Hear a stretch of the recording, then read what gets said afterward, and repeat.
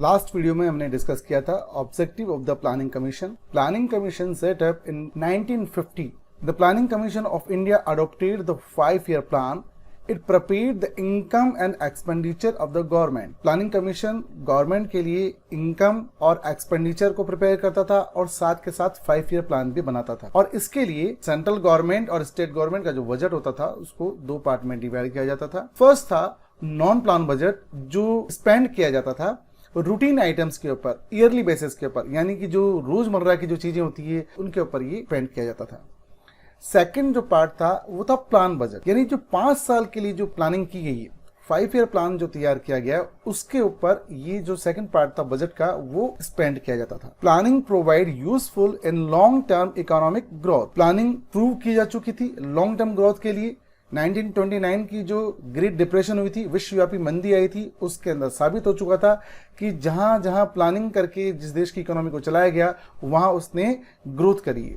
इसी वजह से गवर्नमेंट ऑफ इंडिया ने भी रशिया से प्लानिंग कमीशन का जो आइडिया था उसको अडॉप्ट किया। और ये जो 5-year प्लान जो 1951 से जो स्टार्ट हुए वो 1965 तक सक्सेसफुली रन करते रहे। पर 1966 के अंदर कुछ ऐसे देश के अंदर हालात ऐसे हुए, ऐसे क्राइसिस हुए, जैसे पाकिस्तान ने हमारे पे अटैक किया था, कुछ इकोनॉमिक क्राइसिस थे, उसी वक्त ड्रॉट हुआ था। और इन सब के चलते गवर्नमेंट ऑफ इंडिया ने प्लान हॉलिडे डिक्लेयर किया, यानी 5-year प्लान की बजाय उन्होंने 1 ईयर के उन्होंने 3 प्लान लिए थे। फर्स्ट 5-year प्लान जो था 1951 से 1956 तक चला। First 5-year plan sought to get the country's economy out of the cycle of poverty. जो देश ब्रिटिश हुकूमत के समय जो गरीबी के अंदर चला गया था, बहुत ज्यादा गरीबी थी, उस गरीबी के साइकिल से देश को बाहर निकालना था। पहला ऑब्जेक्टिव इसका ये था। It was drafted by economist K N. Raj. और इस प्लान के एक ऑब्जेक्टिव ये भी था कि देश की नेशनल इनकम और सेविंग्स को बढ़ाया जाना चाहिए। और ये एग्रीकल्चर बेस्ड प्लान था जिसका ज्यादा जो जोर था वो लैंड रिफॉर्म्स के ऊपर था, इरिगेशन के ऊपर था। और जैसे इसके दौरान भाखड़ा नांगल प्रोजेक्ट जैसे भी प्रोजेक्ट बनाए गए। सेकेंड 5-year प्लान जो था 1956 में स्टार्ट हुआ, 1961 तक ये चला। और इस 5-year प्लान में इंडस्ट्रीज की ओर फोकस करने की वजह से इसे रैपिड इंडस्ट्रियलाइजेशन भी कहा गया। जो सेकेंड 5-year प्लान था उसको ड्राफ्ट किया था पीसी महालनोबिस, जो एक बहुत बड़े साइंटिस्ट थे और स्टैटिशियन थे। और इन्होंने इंडियन स्टैटिशियन इंस्टीट्यूट 1931 के अंदर स्टैब्लिश भी किया था। और इस प्लान में सबसे ज्यादा जो फोकस किया गया था वो था हैवी इंडस्ट्रीज के ऊपर और डेवलपमेंट के ऊपर।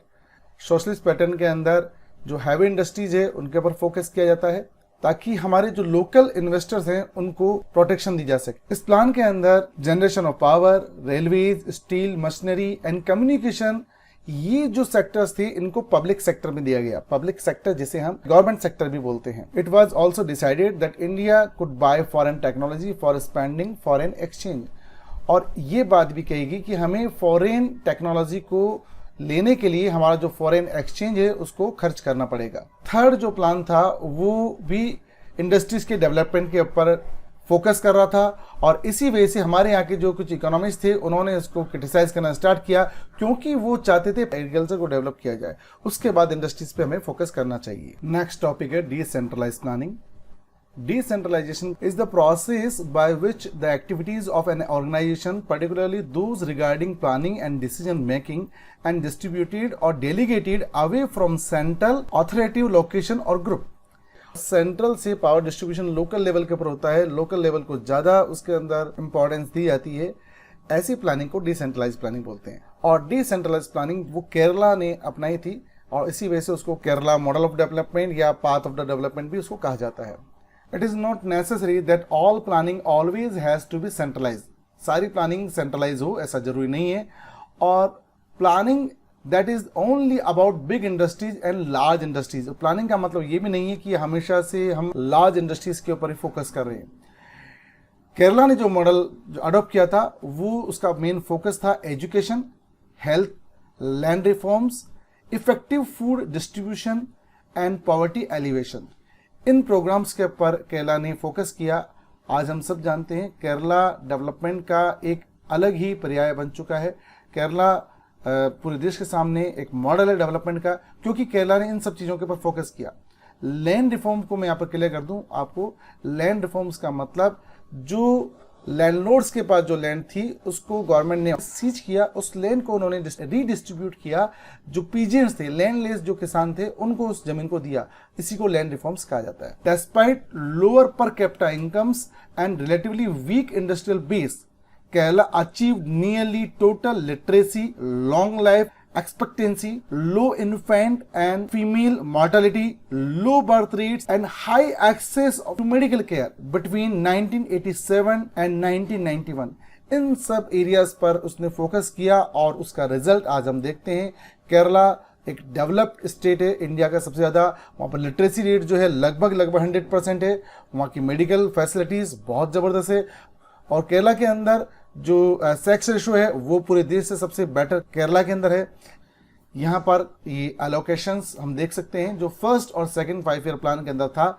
यहाँ पर जो रेड वाला जो बार हम देख रहे हैं वो फर्स्ट 5 ईयर प्लान का है, और ब्लू वाला जो बार देख रहे हैं हम वो सेकंड 5 ईयर प्लान का है। तो हम यहाँ देख सकते हैं एग्रीकल्चर के ऊपर फर्स्ट 5 ईयर प्लान में ज़्यादा इन्वेस्ट किया गया और डेवलपमेंट के अंदर ज़्यादा इन्वेस्ट किया गया, जबकि सेकंड 5 ईयर प्लान में एग्रीकल्चर पे कम फोकस किया गया।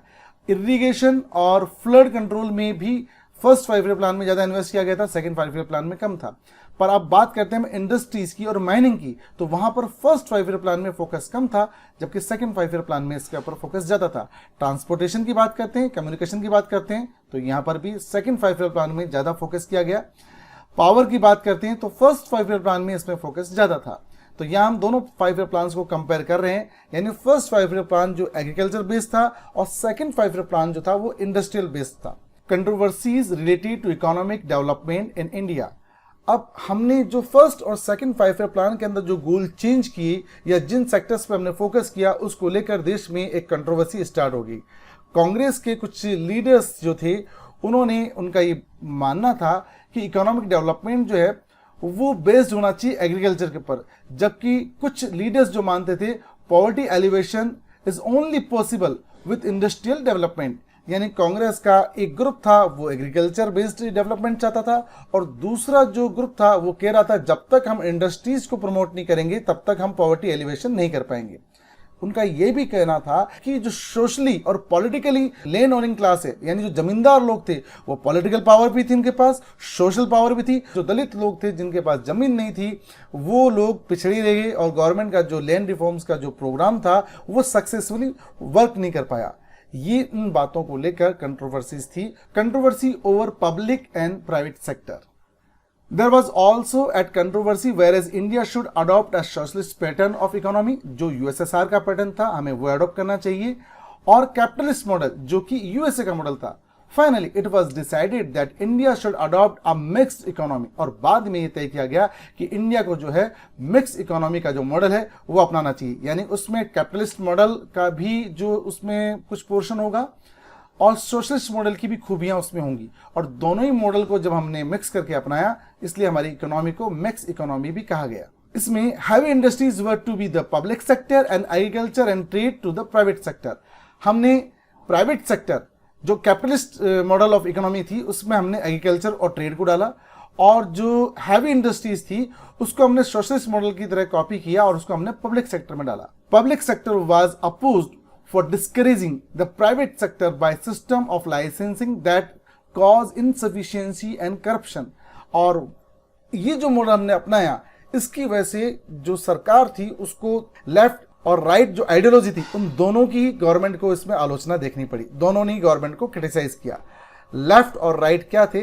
लेफ्ट तो वो थे जो बाकी लोगों से उनका नजरिया अलग था, जिनका मेन फोकस था पीजेंट्स के ऊपर, लेबर्स के ऊपर, वो लेबर्स के फेवर की बात करते थे, और जो राइटिस्ट जो थे वो इंडस्ट्रियल डेवलपमेंट की बात करते थे, और कैपिटलिस्ट जो आइडियोलॉजी थी उसमें उनका बिलीव था। तो इस मॉडल की वजह से गवर्नमेंट ऑफ इंडिया को दोनों ही सेक्टर से दोनों ही आइडियोलॉजी का क्रिटिसिज्म देखना पड़ा। मिडिल क्लास और ब्यूरोक्रेट जो थे उन्होंने इस पूरे टाइम को एंजॉय किया, या इस पूरे दौर के अंदर उनके ऊपर कोई फर्क नहीं पड़ा, क्योंकि उनके पास अकाउंटेबिलिटी नहीं थी, और poverty was increasing in the place of declining, और गरीबी भी घटने के बजाय इस दौर में बढ़ती जा रही थी। मेजर आउटकम्स, इसके आउटकम्स क्या, परिणाम क्या हुए, उसको हम डिस्कस करते हैं। इसके पॉजिटिव रिजल्ट ये हुए, during the early stage of the development foundation of India future economic growth were laid because of mega dams like Bhakra Nangal, Hirakud constructed for the irrigation and power generation.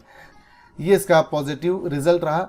Steel plant, oil refineries and defence equipment जो थे वो देश के अंदर बनना start हो गए, और इंफ्रास्ट्रक्चर जो था यानी कि जो ट्रांसपोर्टेशन था, कम्युनिकेशंस थे, इसके अंदर भी धीमे धीमे जो था इंप्रूवमेंट आने लगा। Government abolish the zamindari system, Bharat सरकार ने जमींदारी सिस्टम को अबॉलिश किया, और लैंड सीलिंग यानी कि एक पर्सन कितनी मैक्सिमम जमीन रख सकता है अपने पास, उसको स्टार्ट किया। और जो टेनेंट्स जो किराए पे जमीन लेकर खेती किया करते थे, उनकी सिक्योरिटी के लिए भारत सरकार ने बहुत ज्यादा प्रयास किया। तो ये तो इसके पॉजिटिव रिजल्ट थे। इसके नेगेटिव रिजल्ट कुछ इस प्रकार से थे, the objective of planning can not be in the field of agriculture because the land ऑनिंग class was very powerful politically and socially. Those who benefited from the unequal development soon become politically powerful and made it even more difficult to move in the desired directions. ये जो गोल थे वो पूरे achieve नहीं हो पाए क्योंकि गांव के अंदर जमींदार लोग पॉलिटिकली और सोशली पावरफुल थे। दूसरा, ज्यादातर जिन लोगों को इसका बेनिफिट मिला, धीमे धीमे वो लोग भी पॉलिटिकली और सोशली पावरफुल होने लगे। तो जो इसके एक्सपेक्टेशंस की जा रही थी इसके रिजल्ट्स की, वैसे इसके परिणाम प्लानिंग के हमारे को नहीं मिल पाए। नेक्स्ट वीडियो में हम डिस्कस करेंगे national development council and NITI Aayog. Thank you.